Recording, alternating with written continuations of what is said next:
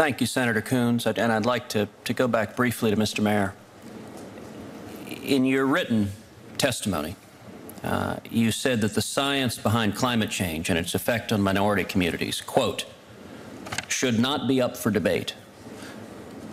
I'm curious, is the Sierra Club, is this a frequent practice to declare areas of science not up for debate, not up for consideration of what the evidence and data show?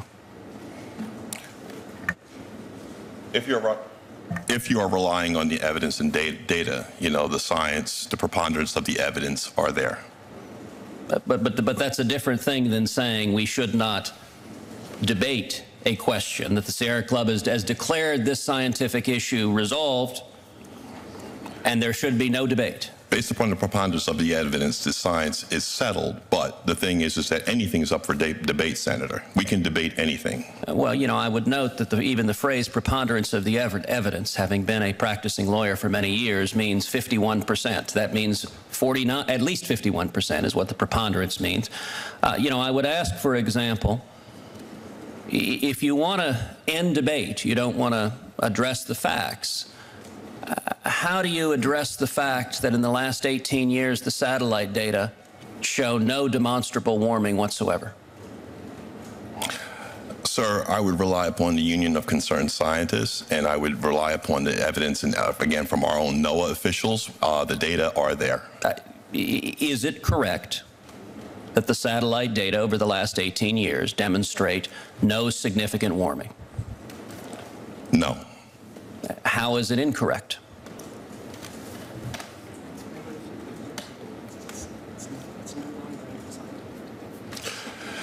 Based upon our experts, it's been refuted long ago, and it's not up for scientific debate. I'm curious if I want to understand this. I do find it highly interesting that the president of the Sierra Club, when asked what the satellite data demonstrate about warming, apparently is relying on staff. So it's just a mistake. The nice thing about the satellite data is these are objective numbers. Correct. And the numbers over the last 18 years, are you familiar with the phrase the pause?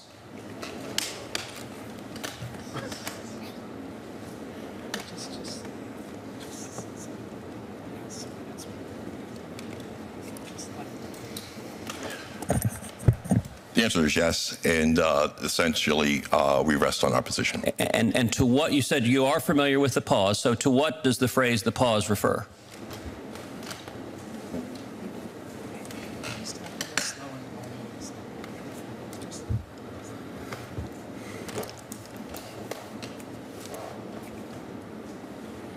I'm sorry, you said you were familiar with that term, so I asked to what does it refer? Essentially, it's the slowing in global warming during the 40s, sir. During the 40s?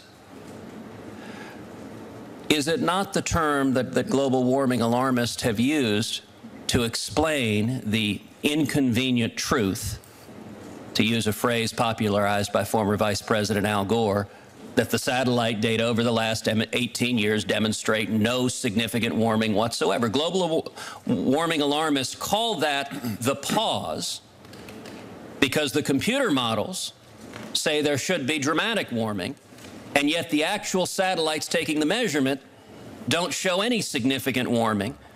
But, Senator, 97% of the scientists concur and agree that there is global warming and anthropogenic impact with regards to global. The problem with that statistic that gets cited a lot is it's based on one bogus study. And indeed, your response, I would point that your response is quite striking. I asked about the science and the evidence, the actual data. We have satellites. They're measuring temperature. That should be relevant. And your answer was, pay no attention to your lying eyes and the numbers that the satellites show. Instead, listen to the scientists who are receiving massive grants who tell us, do not debate the science. Sir, this is one of the national pastimes in America, and while we're debating what 97% of scientists have already settled, the 3% that we, as I say, have invested in with regards to the carbon industry, you know, our planet is cooking and heating up and warming. So this is one of the reasons why. So hold on a second. It is the Sierra Club's position that right now the Earth is cooking up and heating and warming. Is that the Sierra Club's? I mean, I just want to quote you and understand. I am saying I concur with 97% of the world's scientists with regards to global warming and the anthropogenic effects of mankind with regards to climate. But sir, would you answer the question? Is it the Sierra Club's position, as you just testified, that the Earth is cooking up and heating and warming right now? Is that the Sierra Club's position? Global temperatures are on the rise, sir. And I assume the Sierra Club would issue a public retraction if confronted with the facts that the data are precisely as I described, that over the last 18 years, there has been no significant warming, and indeed, that is why global warming alarmists invented the term the pause to explain what they call the pause in global warming, because the data demonstrate what you just said, that the Earth is cooking and warming is not backed up by the data. We are concurring with 97% of the scientists that absolutely say the opposite, sir. So if the data are contrary to your testimony, would the Sierra Club issue a retraction? Sir, we concur with the 97% scientific consensus with regards to global warming. I'd like to repeat, certainly in a moment, but I'd like to repeat the question and get an answer. If the data are contrary to your testimony, would the Sierra Club issue a retraction? We concur with 97% of the scientists that believe that the anthropogenic impacts of mankind with regards to global warming are true. So does that mean you're not willing to answer the question?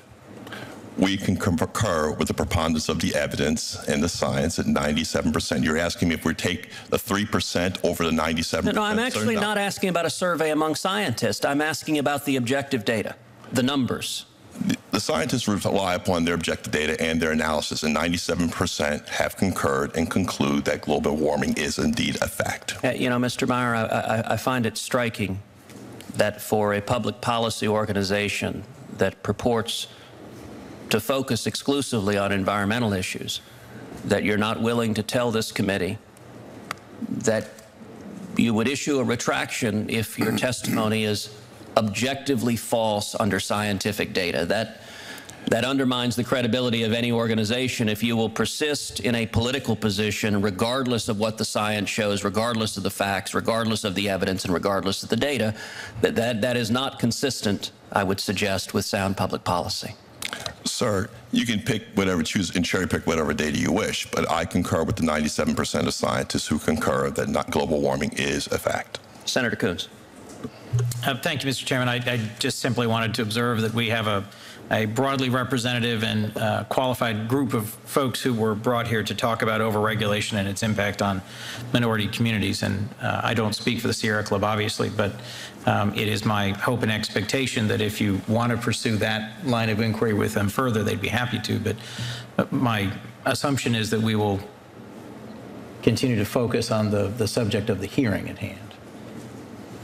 And I certainly concur with Senator Coons, and I would note that Mr. Mair's written testimony and oral testimony focused in significant part on the Obama administration's new global warming regulations that could cost up to 10 million jobs, impose massive costs on American consumers. And so he argued that the data support causing millions of Americans to lose their jobs, including millions of African Americans and Hispanics. And I was pressing on what the data was that he was testifying about. And I would note that is not only relevant to his testimony, it was almost the entire subject of his testimony. And yet, apparently, the testimony is not based on the data or the evidence, or he is not prepared to discuss the data or evidence beyond asserting that we should take the word, to take their word for it. With that, I want to thank all the witnesses for being here. Thank you for joining us. We will be keeping the hearing record open for an additional 5 business days, which means the record will be closed at the end of the business day on Tuesday, October 13th, 2015.